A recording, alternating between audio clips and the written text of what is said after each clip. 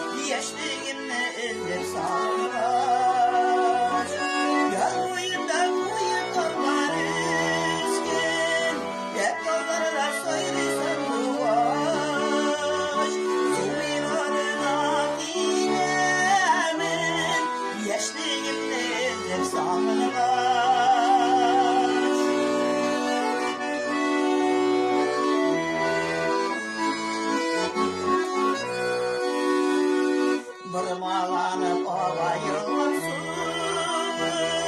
tıptın ava eller baylar var.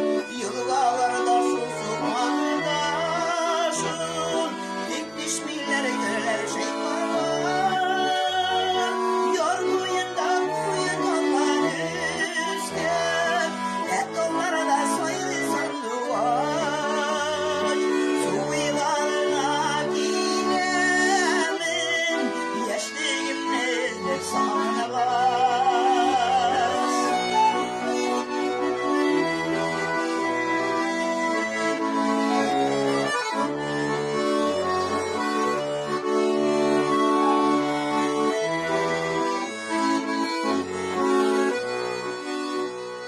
Yar boyunda basıp olan